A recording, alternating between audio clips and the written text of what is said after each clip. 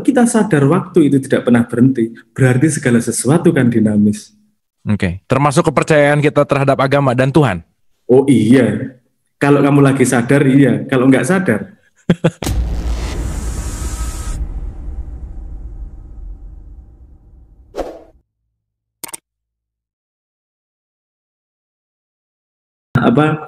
eh, jadi memang arah agama dan arah sains berbeda. Sains mencoba mencoba memformulasi kebenaran di luar yang kita alami bersama menjadi kebenaran objektif. Agama mengajak kita mengetahui koherensi sampai awal penciptaan jagat raya dan mengalaminya, tidak hanya urusan tahu. Itu yang selip. Karena sepemahaman saya, syahadat Islam sebagai aksioma mengajak kita bersaksi tiada Tuhan, bukan percaya tiada Tuhan. Bersaksi bahwa Muhammad itu utusan, bukan percaya bahwa Muhammad itu utusan. Nah, sebentar. Sorry. Bersaksi itu bukan percaya gitu ya? Sangat berbeda. Kalau Anda cuma percaya nggak bisa jadi saksi di pengadilan. Oke. Boleh sedikit dielaborasi, itu keren banget tuh. Bersaksi bukan percaya. Nah ini keren banget. Gimana tuh, Mas? Kalau bersaksi berarti kan Anda ikut dalam kejadian itu. Anda benar-benar mengalami kejadian tersebut. Nggak harus pakai mata, nggak harus pakai hidung, nggak harus pakai indera yang kita miliki ya. Indra 5 itu kan juga teorinya sains. Sains sekarang ngomong indra sudah sampai 19 kok.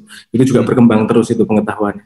Jadi cuman bagaimana kita mengalami sekitar ini loh. Kita benar-benar kalau gini, kalau ada pencurian, terus kita dikasih tahu, di sana ada pencurian loh. Oh iya, saya percaya. Kalimat Anda tidak ada artinya di depan hakim. Tapi kalau Anda melihat sendiri pencuriannya, iya ada pencurian, saya di sana melihat sendiri. Baru ada bobotnya itu kalimat itu.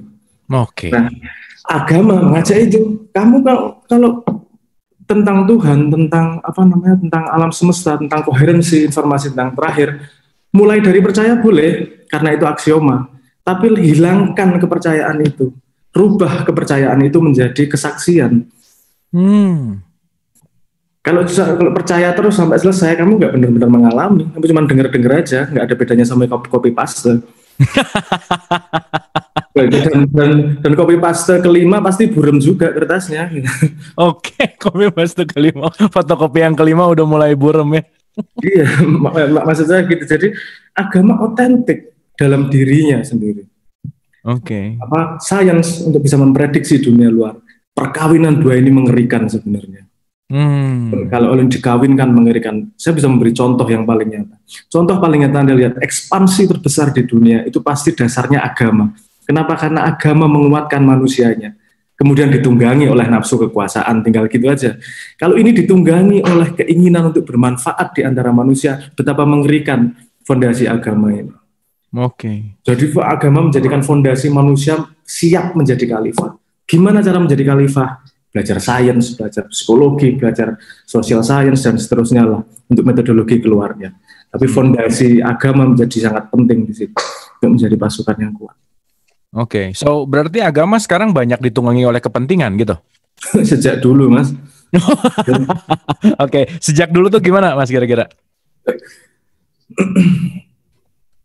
Kemarin ketika saya ngambil nggak jauh-jauh ya, saya nanti malah pelajaran sejarah nanti.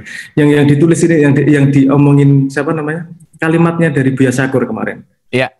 Luar biasa kalimatnya. Dia menceritakan ada 10 kalau enggak 2, beliau menceritakan 12, 10 atau 12 tokoh ilmu pengetahuan di dunia Islam yang matinya tragis lah. Tragis dibunuh. Tragis dibunuh. Ya. Terus Buya Syakur ada kalimat begini. Kenapa yang berkembang fikih bukan ilmu pengetahuan? Karena fikih dekat dengan kekuasaan.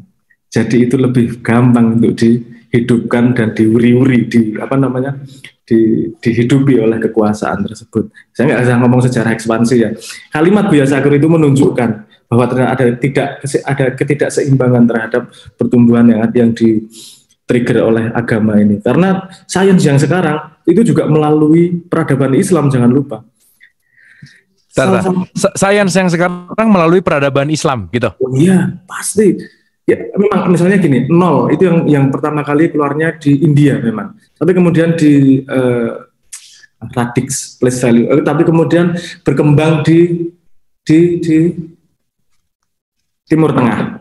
Saya kasih contoh. Kita dulu kalau kita kecil SD belajar yang namanya aljabar, aritmatika. Itu kita kayaknya mudah. Padahal itu penemuan matematika luar biasa. Sebelumnya ngitung itu tidak mudah. Misalnya zaman Romawi, ngitung itu nggak pakai aljabar. Ngitung itu pakai garisan sama pakai jangka. Itu ada cara ngitung pakai geometri, berapa kali berapa, ini berapa kali berapa, itu pakai jangka sama pakai garisan. Saya pernah ambil kelas itu. Sehingga mereka tidak mengenal bilangan 0. Karena tidak ada artinya 0 pada jangka dan penggaris. Lihat di Romawi tidak ada angka 0. Nah, karena terjadilah rumus aljabar ini, itu memudahkan matematika menjadi bisa aksesibel untuk semua orang. Dan matematika, kalau saya berani ngomong, ini statement saya, ini adalah jantung dari natural science. Matematika, fisika, kimia, biologi, semua bersandar kepada matematika. Oke. Nah, balik lagi.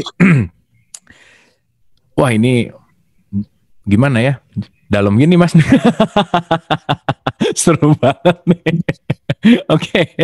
Nah, by the way, aku mau lebih mengelaborasi terus. Apa sih sebenarnya yang Mas Sabrang ingin sampaikan kepada publik gitu tentang ini semua gitu, sampai menulis, sampai kemarin ada yaitu ya terlibat konflik dan seterusnya. So, apa sudut pandang Mas Sabrang yang pengen disampaikan sih sebenarnya? Saya kan pasti ada kegemesan di dalam nih yang Mas Sabrang pengen keluarkan gitu. Iya. Awalnya tuh saya nggak mau ikutan. Tapi ada salah satu dosen UGM yang maksa saya, kamu harus ikut ini ngomong soal sains ini. Itu by the way di forum kah, Mas? Iya, di forum terbuka, itu open. Oke. Semua posting di banyak tempat lah.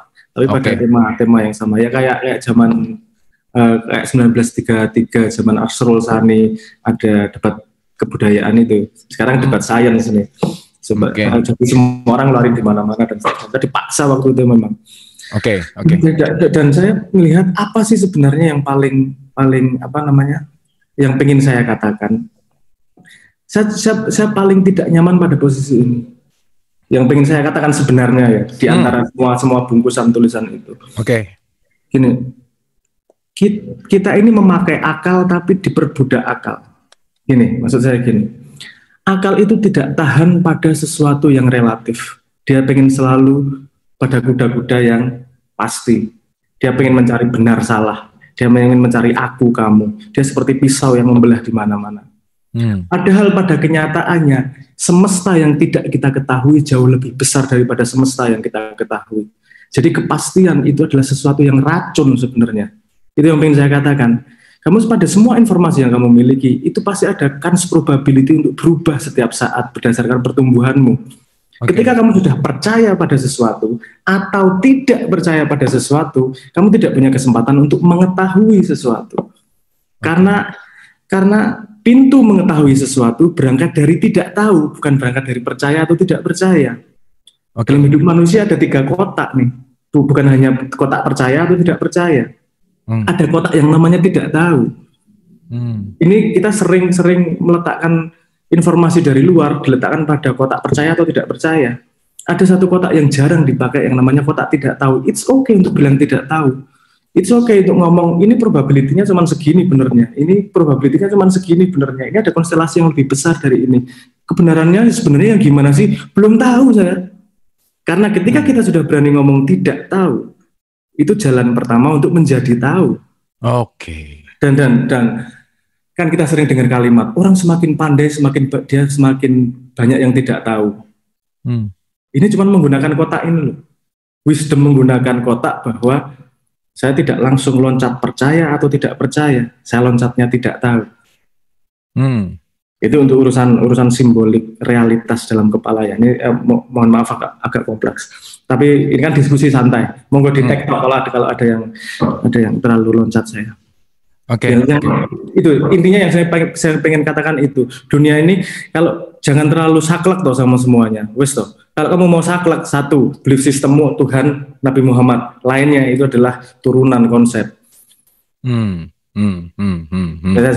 Saya pengen ngomong itu, dan kepercayaanmu terhadap Tuhan dan Nabi Muhammad kalau di Islam itu tidak sama sekali tidak justru menjadi tali koherensimu dalam berlaku di kehidupan nyata. Kalau kamu ngaku percaya sama Tuhan dan sama Kanjeng Nabi Muhammad, tapi kamu refleksikan coba itumu, keputusan sepanjang hidupmu. Malu nggak kamu pakai kalimat itu? Ngaku percaya sama Tuhan, tapi kok keputusanku kayak gini? Ngaku sama Muhammad, kok keputusanku kayak gini? Saya ngomong itu aja nggak berani. Saya Islam yang beneran itu nggak berani, malu. Saya malah ngotori Islam nanti. Tapi ini berkaitan, aku baru dengerin podcast Cak Nun kemarin, dan ini ada korelasinya gitu. Cak Nun ngomong bahwa kamu tidak bisa menuduh aku adalah Islam gitu, karena Islam itu sifat dan dinamis gitu. Ini ada kaitannya nggak, Mas? Oh iya. Di dunia itu apa yang nggak dinamis ya?